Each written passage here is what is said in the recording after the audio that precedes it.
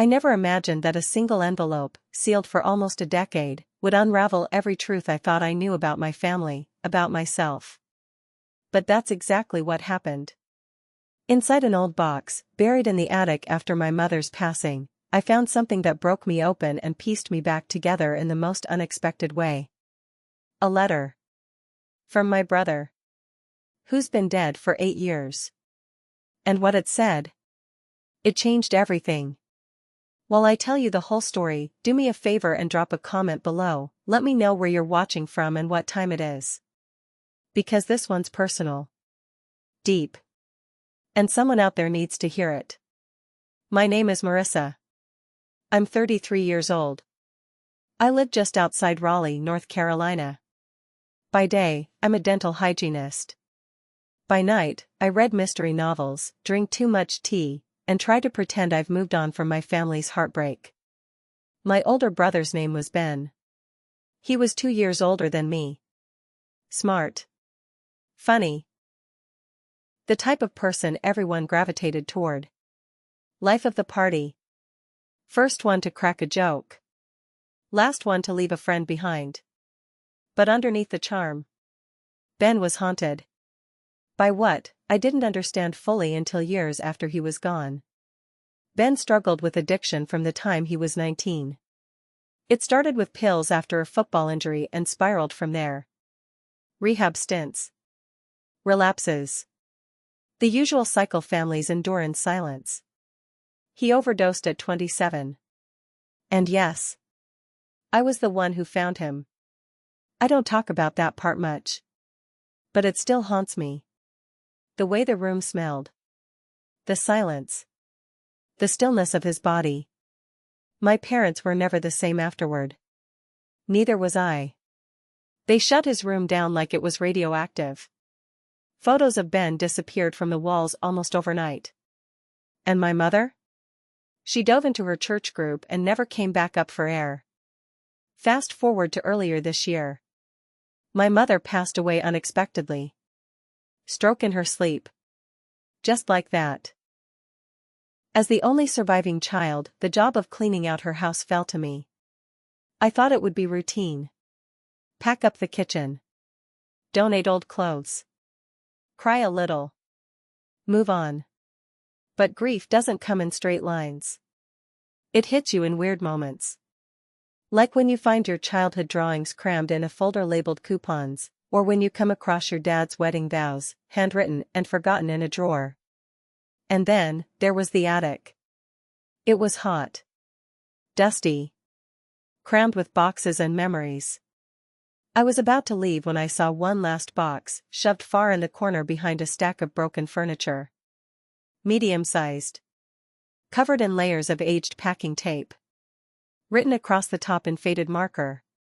Ben's things. Do not throw away. My stomach dropped.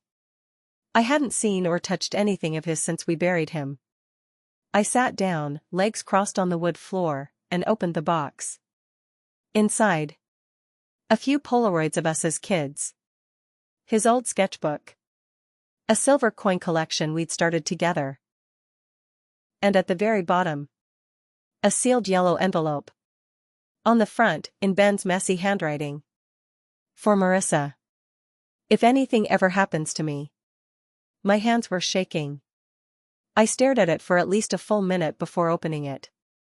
And inside was a letter that would burn through my heart like wildfire. Hey Riss. If you're reading this, I'm gone. I'm sorry. Truly. I wish I could have done better. Stayed longer. Been the brother you deserved.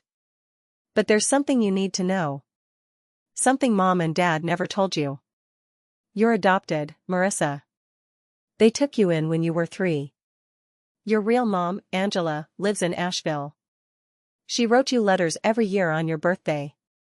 Mom kept them hidden in the garage. Box labeled taxes. I found them once when I was 20. I read them all. She loves you, Riss. She never stopped. I should have told you. But I couldn't. I didn't want to be the one to break your world. But you deserve to know who you are. You've always been my sister. Always. Blood or not. I love you. I'm sorry I didn't say it enough. Ben. I remember whispering, no. No, no, no. Over and over again, like if I said it enough, it would rewrite reality. Adopted? Me? It didn't make sense, but it also explained so much. Why my birth certificate had been reissued. Why there were no pictures of me as a baby, only from toddlerhood on. Why Mom would always get uncomfortable when people said I looked nothing like her. And the box of birthday letters? I ran downstairs, heart pounding. It took hours. But I found it. An old box labeled Taxes, 1980s 2000s. Inside, beneath real tax forms and random receipts, was a bundle of letters, tied with a faded pink ribbon. Each envelope had my name on it. One for each birthday from age 4 to 16. All signed Love, Angela. I opened the first. My sweet girl. Today you are 4. I hope you still smile like you did as a baby. I hope they love you deeply. I want you to know, giving you up wasn't my choice. I was young, broke, and out of options. But I never stopped loving you. I read every single one. One after the other. Sobbing uncontrollably by the end. I didn't know who I was anymore.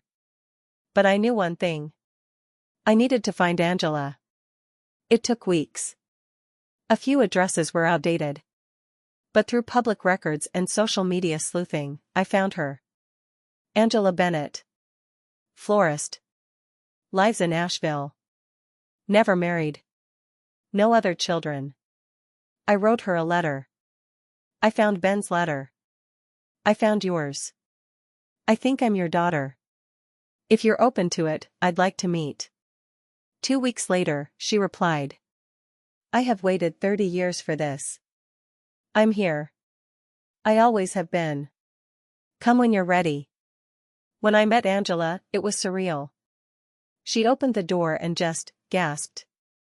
Then she reached for my face and whispered, "You still have that same little dimple. I used to kiss it when you were a baby."